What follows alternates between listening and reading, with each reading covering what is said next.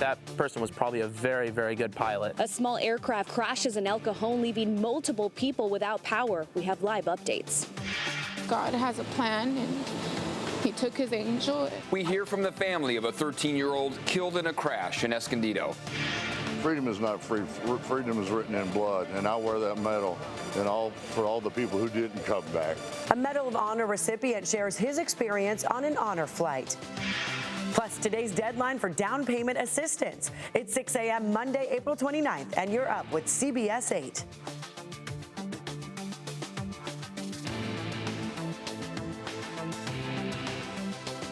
Hope you had a great weekend, and welcome to your Monday, everyone. Thanks for being here at 6 a.m. I'm Eric Connard. And I'm Netta Iranpour. Yeah, so glad you're with us here. I know it was a very sunny Sunday for most of San Diego, from the coast on. Very nice. But this morning, things have changed a little bit. Let's check in with meteorologist Evan and Ronnie. Well, Hi. good morning to you. Good Beautiful morning. weekend, yes, that we just wrapped up. We're going to carry over most of those beautiful conditions to start off this week, but what we have to factor in is that there will be some changes along the way. Marine layers with us to start off this morning. That's patchy fog that we're running into. Temperatures right now are mostly in the 50s right along the coastline, but if we look at what we have for your microclimates by this afternoon, we're going to be warming up very nicely. So 60s expected, upper 60s along the coastline, 70s inland.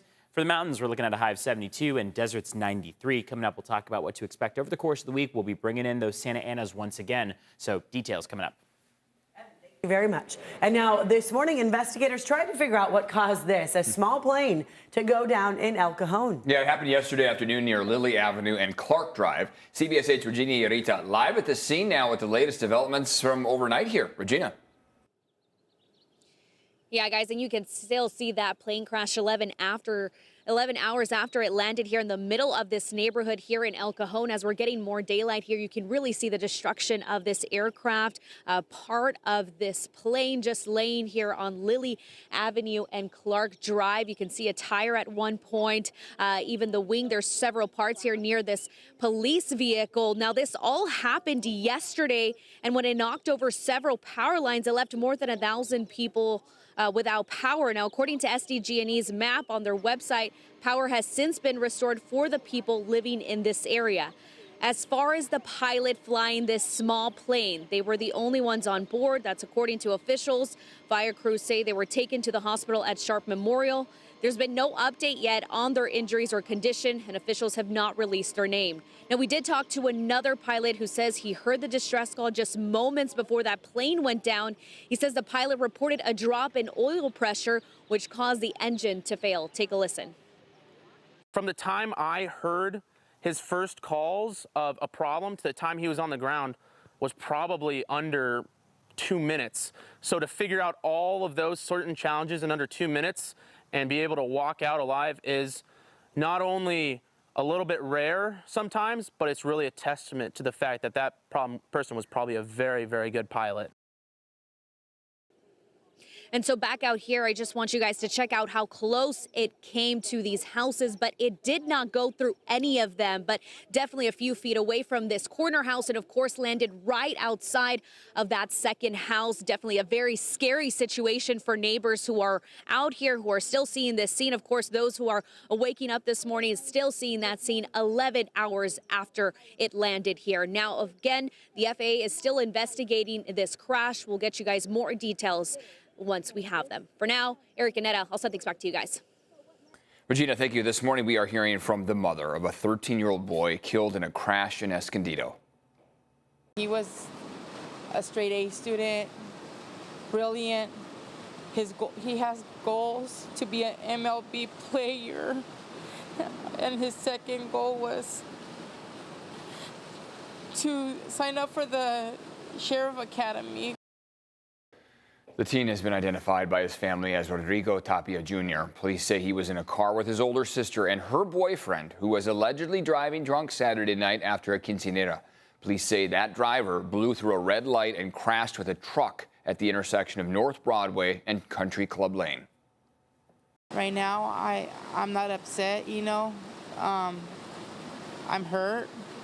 He's young, and he messed up his life. And God has a plan for him.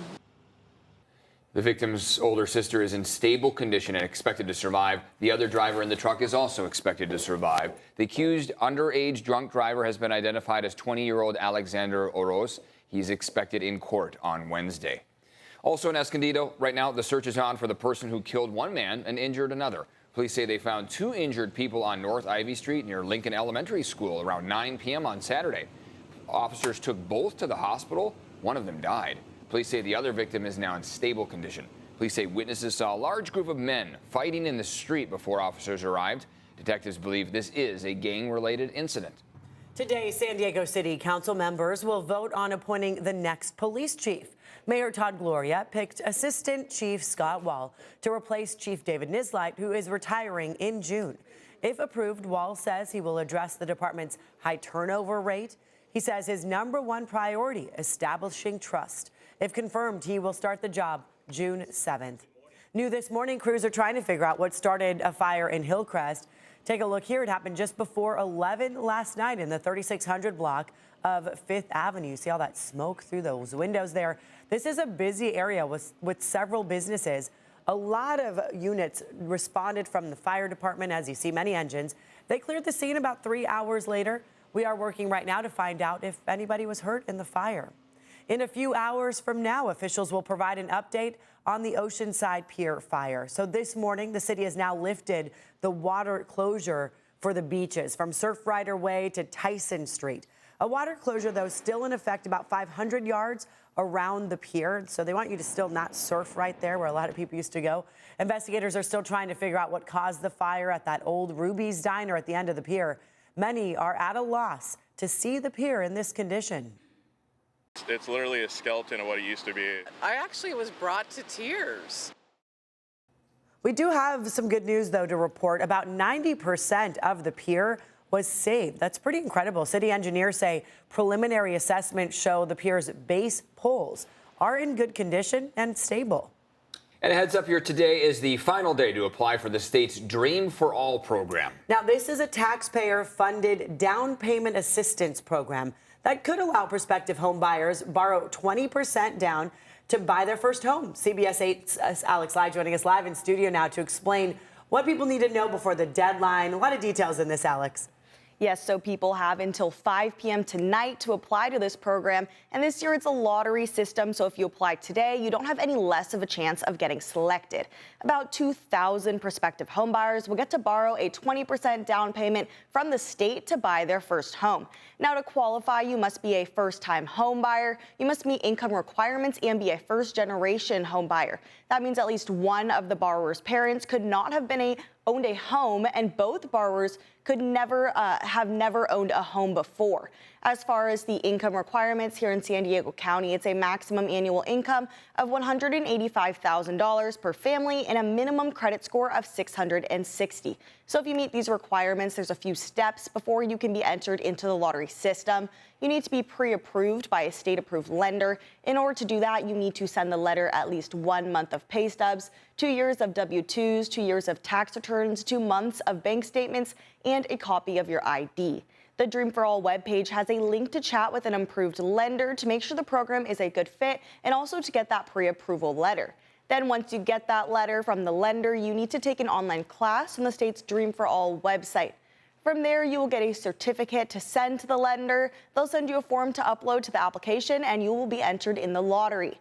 If selected, you can get a maximum of $150,000 to apply towards a down payment on a home. But this down payment money will have to be paid back if you sell, refinance, or transfer the home or at the end of the term of the loan. You will also have to give the state of California 20% of the equity you earned. So if you're interested, act fast because this application closes tonight at 5 p.m. You can find all this information, including program requirements and links for where to apply at cbs8.com. All right, back to you. Alex, thank you for that. All right, let's check in on our forecast here. Some cloud cover out there here to start. A little right? cloud cover, but by the afternoon, you saw how yesterday shaped up. Burned right off. Beautiful blue skies and warm. Oh, it at times felt hot, Yeah, and I was like, I hesitate to use the word hot, considering it's still spring. You know, we're gonna get much, much warmer. But yesterday was a really warm one out there. We are looking at some patchy cloud cover along the coastline. We expect that marine layer will stretch on shore, pull back by the mid-morning. Cloud cover is hugging the coast for the most part. It's pretty shallow of a marine layer and not stretching too far east. So factor that into your plans. Farther east you are, better opportunity you're going to have for more sunshine earlier on in the day. Over the course of the weekend, if you were along the water, we only made it to the upper 60s, but the sun was beaming down on us. 68 on Saturday, 69 on Sunday. Today's going to look very similar. Today, we have the possibility of hitting 70. If we do so, it'll be only the third time in the last 2 weeks that we've done so, because we did about 2 weeks ago make it to the low 70s, but otherwise we've just had this stretch of cooler than normal temperatures, which has been pretty typical for the month of April. Remember, month of April is almost over now. We're just a few days away from the start of May.